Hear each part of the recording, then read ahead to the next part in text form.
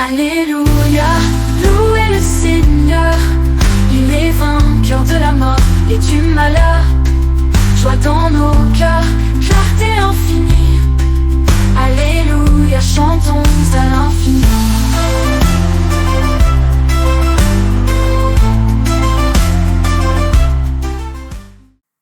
Évangile de Jésus-Christ selon saint Jean. Le premier jour de la semaine, Marie-Madeleine se rend au tombeau de grand matin, c'était encore les ténèbres. Elle s'aperçoit que la pierre a été enlevée du tombeau. Elle court donc trouver Simon-Pierre et l'autre disciple, celui que Jésus aimait, et leur dit: « On a enlevé le Seigneur du tombeau et nous ne savons pas où on l'a déposé. » Pierre partit donc avec l'autre disciple pour se rendre au tombeau. Ils couraient tous les deux ensemble, mais l'autre disciple courut plus vite que Pierre et arriva le premier au tombeau. En se penchant, il s'aperçoit que les linges sont posés à plat, cependant il n'entra pas. Simon-Pierre qui le suivait arrive à son tour. Il entre dans le tombeau, il aperçoit les linges posés à plat, ainsi que le suaire qui avait entouré la tête de Jésus, non pas posé avec les linges, mais roulé à part à sa place. C'est alors qu'entra l'autre disciple, lui qui était arrivé le premier au tombeau. Il vit et il crut. Jusque-là, en effet, les disciples n'avaient pas compris que selon l'Écriture, il fallait que Jésus ressuscite d'entre les morts. Le passage évangélique du dimanche de Pâques, Jean 20, 1 à 9, relate la découverte du tombeau vide de Jésus par 3 de ses disciples et leur progression vers la foi en sa résurrection. Ce récit se distingue de ceux des évangiles synoptiques par l'absence de phénomènes extraordinaires tels que tremblements de terre, apparitions d'anges ou manifestations directes du ressuscité. Chacun des 3 disciples, Marie de Magdala, Pierre et le disciple que Jésus aimait, découvrent individuellement le tombeau vide, un élément souligné à cette reprise dans le récit, 2 fois au verset 1, puis au verset 2, 3, 4, 6 et 8. Cependant, leur accès à la foi en la résurrection du Christ se réalise à travers une interaction, voire une collaboration entre eux. Bien que Marie de Magdala soit la première à découvrir le tombeau vide, elle informe immédiatement Pierre et l'autre disciple des faits, les incitant ainsi à courir tous deux au tombeau. L'autre disciple précède Pierre et confirme le constat de Marie de Magdala par un premier examen, mais il attend que Pierre entre d'abord dans le tombeau avant de rentrer lui-même. C'est alors qu'un second examen le conduit à la foi. Pierre, à son tour, l'attend avant de retourner avec lui à la maison. Jean 20, 10. De nombreux commentateurs ont souligné la divergence entre les 3 disciples dans ce passage. Le regard superficiel de Marie de Magdala et sa conclusion hâtive sur le vol du corps du Seigneur, l'observation minutieuse de Pierre ne menant à aucune conclusion, et enfin, le regard du disciple que Jésus aimait, arrivant le premier au tombeau et parvenant également à la foi avant les autres. Cependant, nous souhaitons ici mettre en évidence l'effort de communion entre ces 3 disciples et l'articulation de leurs perspectives respectives qui aboutissent à la foi en la résurrection de Jésus. L'enchaînement des regards des 3 disciples est, en effet, crucial pour la compréhension de ce récit. Le premier regard au verset 1 est celui de Marie de Magdala. Elle observe la pierre enlevée du tombeau depuis l'extérieur. La qualité de sa vision est exprimée par le verbe grec « blepo », traduisant une vue initiale, neutre, matérielle et superficielle. Le deuxième regard au verset 5 est un premier regard du disciple qui est arrivé le premier au tombeau.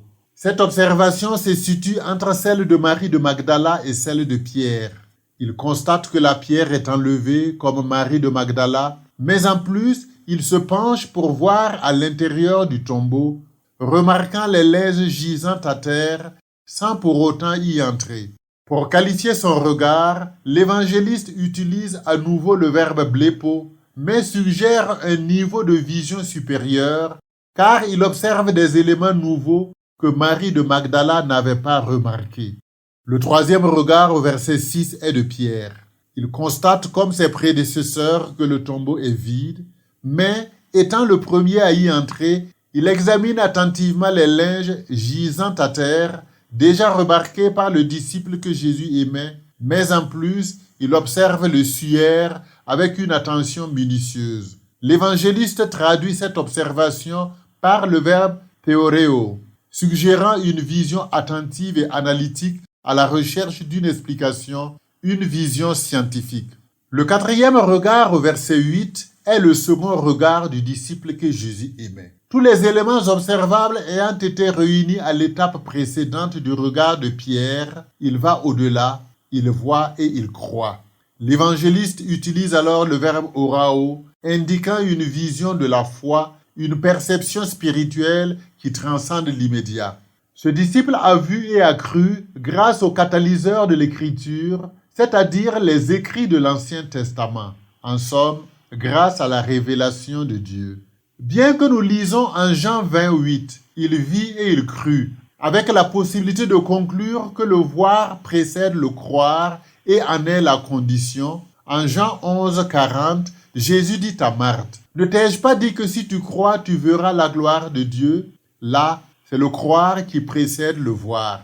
Il est donc clair que le regard avec lequel le disciple que Jésus aimait observe les linges et le suaire dans le tombeau vide est déjà teinté de foi. Ces quatre regards sont comparables à des briques se posant progressivement l'une sur l'autre dans la construction du même mur.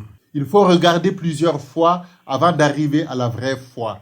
L'accès à la foi en la résurrection de Jésus, fondement de la foi chrétienne, ainsi que l'accès à la foi en d'autres vérités, ne se produisent pas spontanément sur les premières impressions ou sur la base de fortes émotions.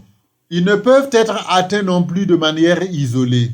Il faut du temps pour mûrir et une démarche qui ne prend aucun raccourci, qui ne néglige aucune étape, en particulier celle d'un examen rigoureux de la raison.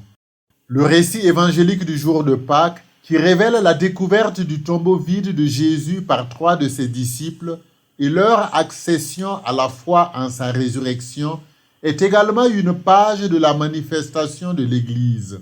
En effet, les 3 disciples présents dans ce récit représentent l'Église, composée d'hommes tels que Pierre et le disciple que Jésus aimait, mais aussi de femmes telles que Marie de Magdala et ses compagnes, dont la présence se cache derrière le pronom « nous » au verset 2.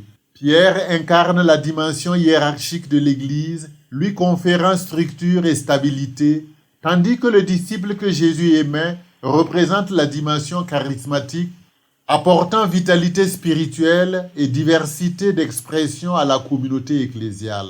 Ce disciple représente toute l'Église en tant qu'elle est aimée du Seigneur, tandis que Marie de Magdala représente toute l'Église en tant qu'elle aime Jésus.